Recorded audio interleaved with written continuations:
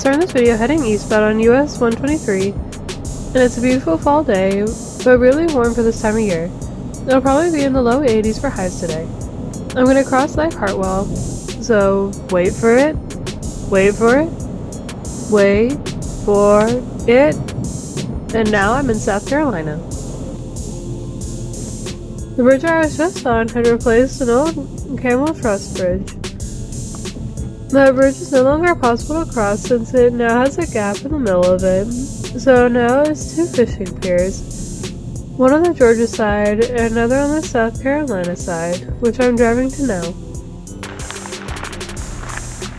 The bridge was constructed in 1940 before the Tugaloo River was dammed to form Lake Hartwell.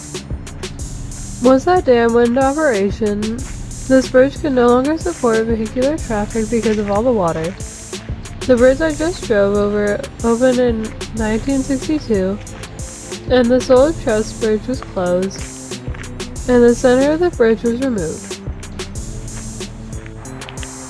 After the middle of the bridge was removed, the segment and the other segment on the Georgia side became a great place not only for fishing, but also for photographers and videographers to get some great visuals of the lake and the mountainside. Can you imagine 2 lanes of traffic on this very narrow bridge? Oftentimes, photographers would come here early in the morning and capture the mist rising from the lake. Today, though, I'm looking for some fall color. There's a single lovelock placed here with the initials TPJR. I thought it was TPIR, meaning the price is right. So I started to wonder if Drew Carey stopped here for a visit. Hey guys, it's Emily. Welcome everyone! Today I'm spending the day in South Carolina in search of fall leaf color. But as you can see, not a whole lot of color here yet. I'll be seeing some interesting things along the way. And I'll reach a very interesting milestone by the end of my trip. It's also very warm for this time of year, highs in the low 80s. Gonna be a great day. Let's go!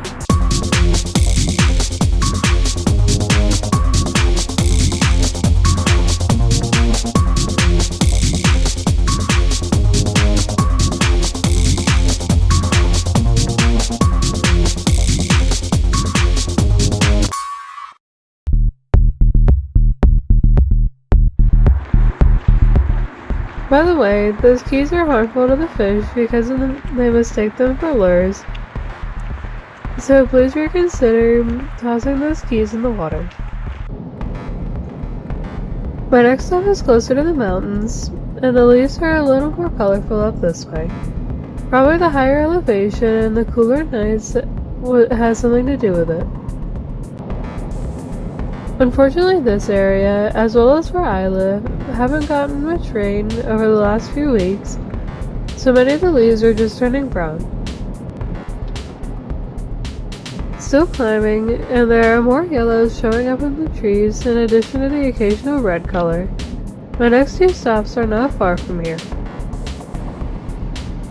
After paying the $5 parking fee, I'm first going to do the Stumphouse Tunnel. The Stumphouse Tunnel was meant to be a mile-long railroad tunnel, but construction stopped about a third of the way into the mountain because of cost overruns. It looks like a popular place. There's a very short but very steep paved trail leading from this parking area past the gate in front of me to the tunnel. This rail line going through the tunnel was going to be a part of a large project linking Cincinnati with Charleston, South Carolina. The problem is the workers could only blast through the solid granite at about 200 feet a month. The tunnel construction started in 1853 and ended in 1859. Here's another marker that states 1,500 Irish miners used hand drills, hammers, chisels, and black powder to cut through the mountain. That was pretty much the technology available to workers in the 1850s, and the granite was very difficult to cut through. The tunnel was one of the 3 tunnels scheduled for construction. This also says that Clemson University acquired the tunnel in 1951 to use it to cure blue cheese? That's really strange that the university, which isn't close to here, would decide to get a cave to cure blue cheese. Isn't that strange to anyone else? Okay, so I'm gonna take a look inside the cave and only walk inside until it gets too dark to see in front of me, since I don't have a good flashlight to see in front of me. Right away, I see all the water leaching out of the cave walls.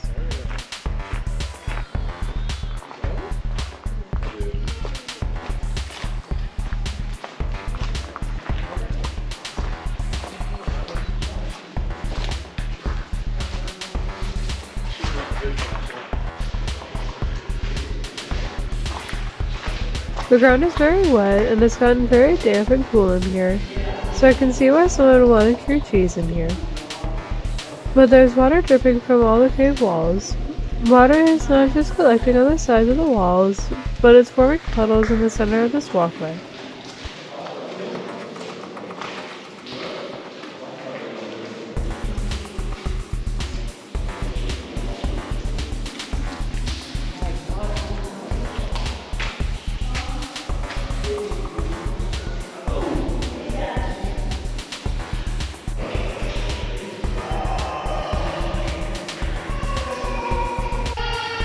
From what I understand, the storage room where the cheese was kept is at the end of the walkway, about 1,500 feet inside. But it's very dark and there are lots of puddles everywhere, so I'm not taking any chances. Over here, it looks like so much water, a stream is formed inside the cave.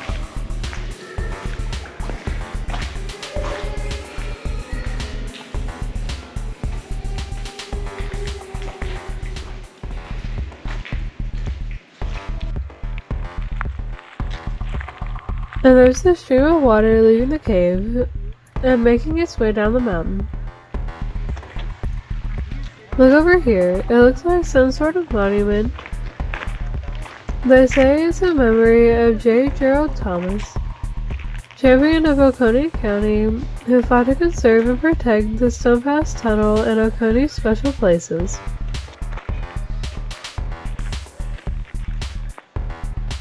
And over here is a small piece of railroad track with a flat car on it.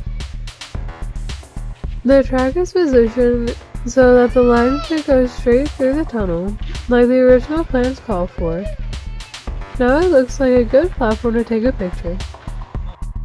I bet with all the water leaching from the cave, it probably ices over in the winter.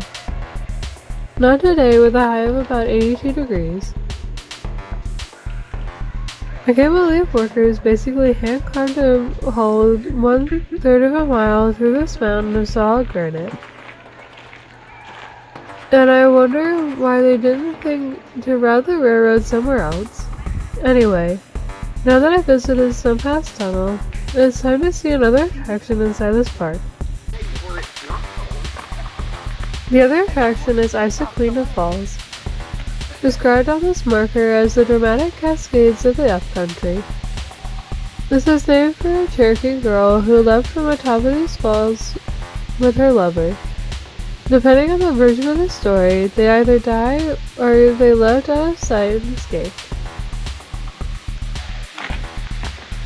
Considering the falls are 100 feet tall, I'm guessing they died from the fall, but I also hope they survived and lived happily ever after. I'm heading to a better viewing area to see the falls. Problem is with the drought, the water flow might not be so great, but we'll see.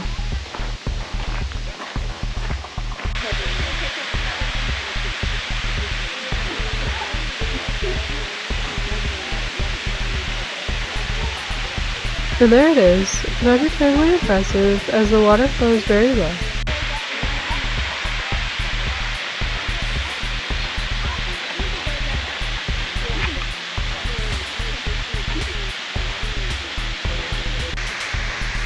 If you're in the mood, there's a difficult dirt trail leading to the base of the falls. Some people have made it, but I'm not going to try it.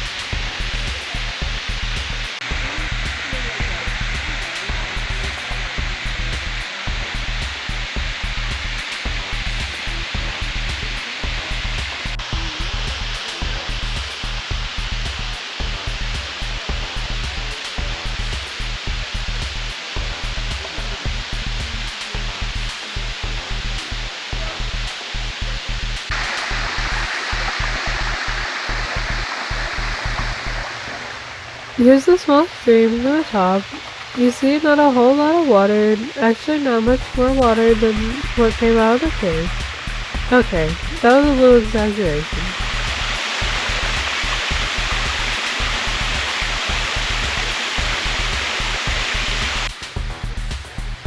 I bet those falls would look great right after heavy rain, but not today. It has only rained 3 days over the last 5 weeks.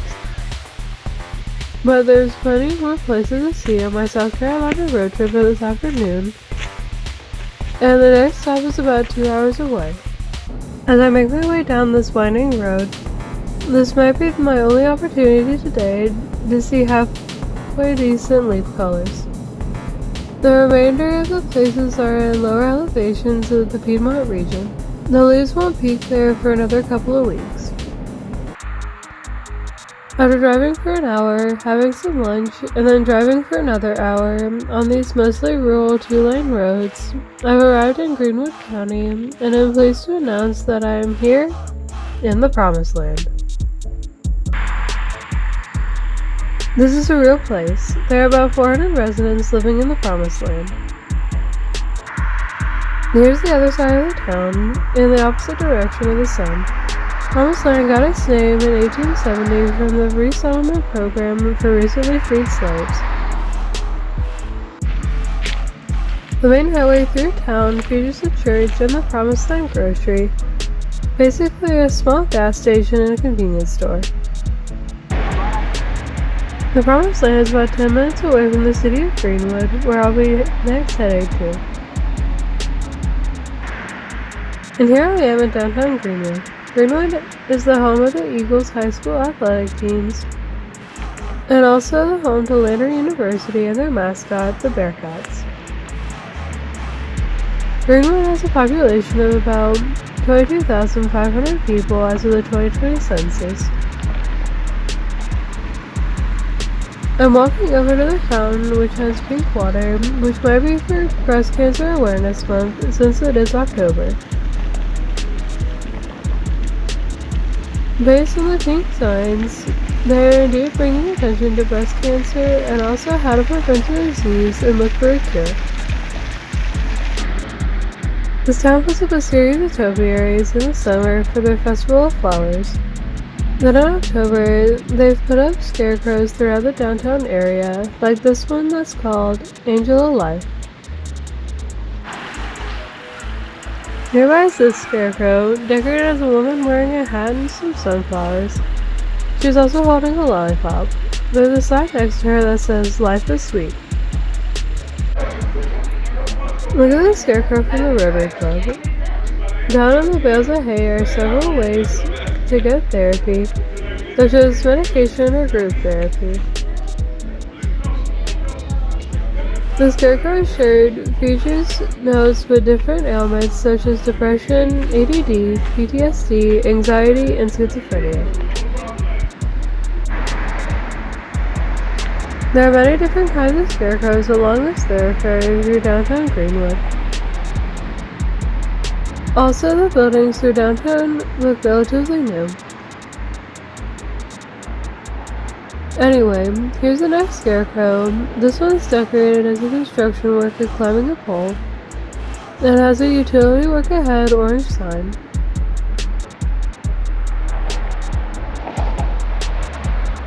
And look at this scarecrow. This one's dressed in a pair of jeans and has a plaid shirt. And it has some fall colored leaves all over him.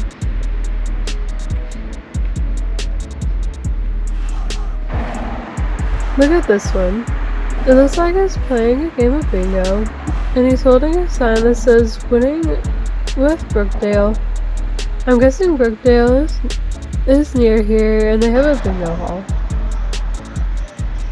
Still more scarecrows to look at throughout Greenwood. Look at this one. It's a woman holding a yoga mat, and is wearing a workout outfit, and her shirt says "Yoga Wellness." There are just scarecrows around this town. After I cross the street, take a look at what I think is a werewolf wearing a red outfit, hanging from a pole and I guess howling. The werewolf looks really frightening. Okay, down here is a sign noting it's from the Pole Fitness Studio. Still more scarecrows as I continue to walk down this side street. Take a look at this one, a guy wearing a John Deere shirt. It would be cool if this scarecrow were sitting on a tractor. Look at this scarecrow. This one's one of the standard scarecrows, which has a few sunflowers and has also attracted a few crows, or maybe he quotes some ravens.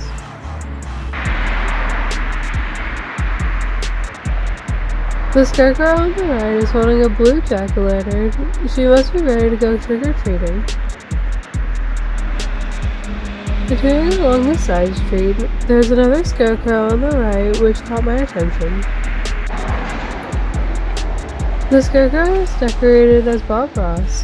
He has a Bob Ross face, the signature afro, an artist palette, a paintbrush, and a painting with happy smiles every day. So I pretty much scoured this side of Main Street, so I'm going to cross the street and see a few more scarecrows.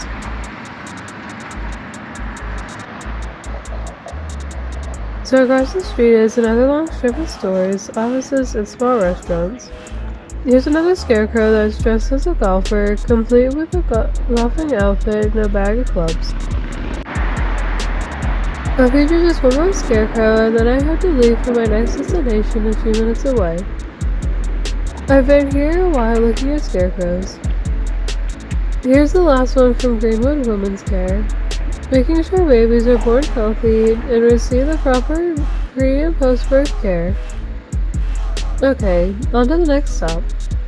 I've reached the city of 96. Yep, 96. The clock says the city was established in 1730. No one knows how the city got its name, but it's definitely one of those odd named towns. The smarter notes 96 came from the 96-mile distance from here to the nearest Cherokee settlement.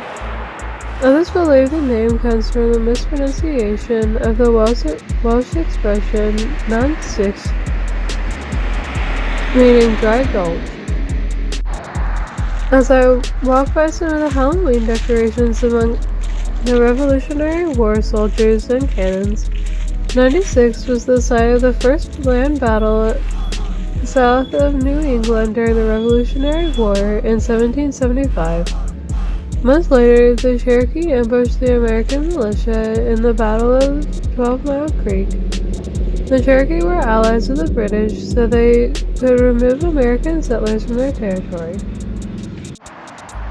96 has a more modest downtown area. It looks like the buildings are fairly old, but there are numerous stores and other businesses. But it appears 96 has a few scarecrows of their own throughout their downtown area, including these 4 in front of the flower store. Also down the road are 2 more scarecrows overseeing the downtown area, seated in front of this plant store. Across the street is this mural of what 96 might have looked like in the time of its founding. The people in the mural appear to be dressed in typical 18th century wardrobe. Take a look at this fountain. Not only does it have the number 96 in front of the fountain, it also features pink water, so just like Greenwood, this town is also encouraging breast cancer awareness for the month of October. This fountain is a nice centerpiece for the downtown area. The fountain is shaped like that to commemorate the Star Fort, which is 2 miles from here. It's decorated in pink as well as some Halloween pumpkins, and also some flowers. There's also some pumpkins next to that digital sign on the left of your screen. Here's a 96 train depot. They must have had the railroad come through town. I think now it's used for community gatherings and other special events. This is one of the oldest buildings still standing in 96. The original train depot was built in 1853 when the railroad came through here, but this one was built in 1915. It functioned as both a passenger and freight depot. The marker notes the 96 settlement predates the revolution, which we saw on that clock a few minutes ago. The town grew once the railroad was finished, and then grew more after 1890 with a boom in the textile industry. The cotton mill opened in 1902, which eventually led to this depot being built. The depot closed in 1978 and became a community center in 1982, and it was added to the National Register of Historic Places in 2011. This flag notes the 96th Independence Day celebration and the South Carolina Festival of Stars. This takes place every year around mid-June, with all the fanfare you typically see on July 4th. You can see the Star Fort fountain across the street, but 2 miles from here are the remnants of the Star Fort and the original settlement at the 96th National Historic Site. And here it is. It was declared a National Historic Landmark in 1973 and upgraded to a historic site in 1976. There is a 1.8-mile paved path through this former village. Probably the main feature of this park is the Star Fort. This is the original fort without any reconstruction. It was created in early 1781 and was built with a star configuration so muskets and cannons could be fired in all directions. In the center of the star is a trench, called a traverse, where the gun battery was stored, and was also a secondary wall in case the outer Star Fort walls were penetrated. What would be great if there was a viewing platform so I could video the Star Fort from an elevated position.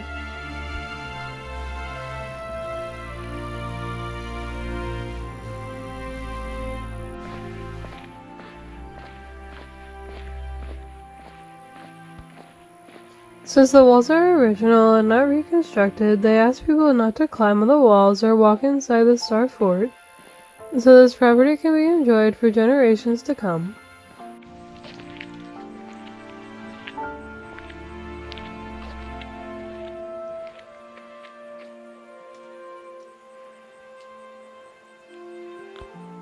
June 18th, 1781 is known as the Struggle for the Star. This is when 550 American loyalists successfully kept control of the Star Fort and also the settlement. They fought off 1,000 troops, and this battle was also pivotal in keeping the British Army from advancing any further from Charleston. That's the Tower of Remnants over there. Before the siege, the Continental Army started digging a mine from the tower to the center of the star in order to infiltrate the fort from below. The army didn't make it to the star though. You can see where the mine entry point was, as well as the path toward the star, which are marked off with metal stanchions. This is the remnants of the fort constructed by the Continental Army. It was designed for their troops to fire into the star from an elevated position. The American loyalists responded by adding 3 feet to the height of the walls and unsuccessfully tried to burn down the tower by firing heated cannonballs. This marker over here notes that the settlement of 96 was a colonial center in the time of change. In 1775, the village of 96 had a dozen dwellings, a jail, and a courthouse, which made 96 a hub of commerce and law and order. Then in 1781, the Revolutionary War threw 96 into chaos, with some residents siding with the British and others siding with the American Loyalists.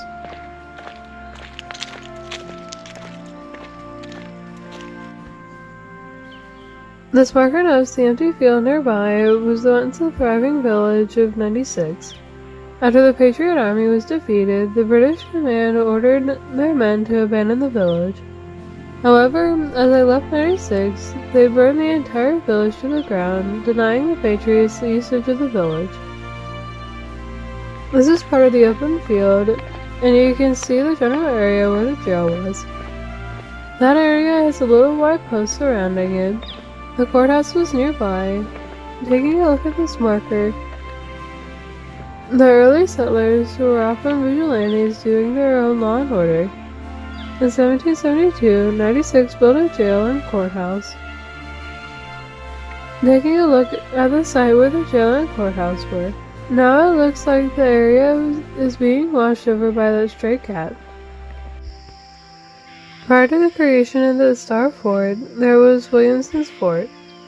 Where I'm standing is where the first Southern land battle of the Revolutionary War took place, and the very first patriot killed in the South was here. His name was James Cunningham. Up there is a reconstruction of Williamson's Fort at the top of the hill. After archaeological research, this is likely what the original fort looked like, and this is the only fully reconstructed building here. The fort is situated on a high point of a hill, with a wide view of what was the village in 96.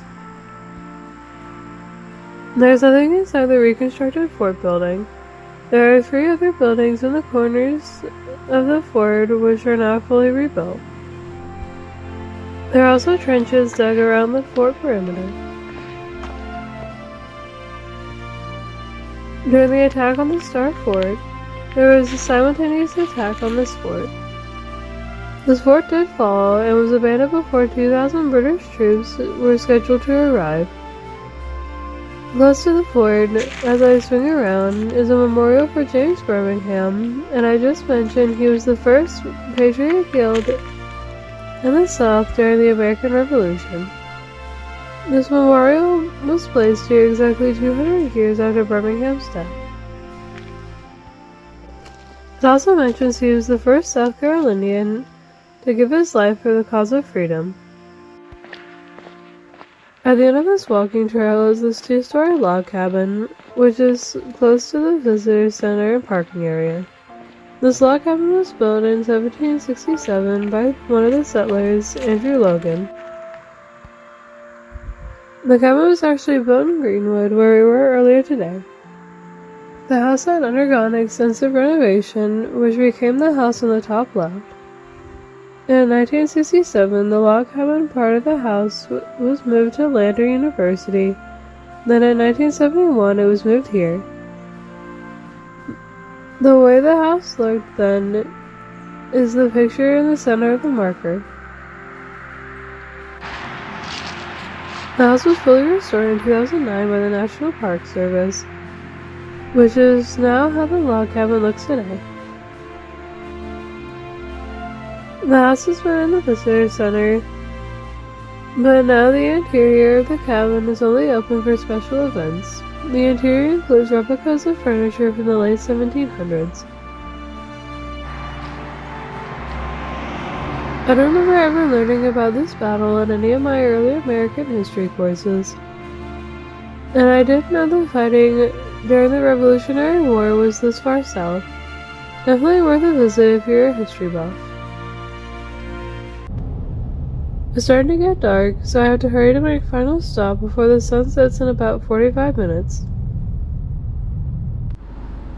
And my final stop is at Hamilton Branch State Park, which borders what's called Thurman Lake in South Carolina. That same lake is called Clark's Hill Lake in Georgia, which is an interesting coincidence. First, let's do a quick pan around where I am, which is a day-use area. Basically a big parking area with a boat ramp.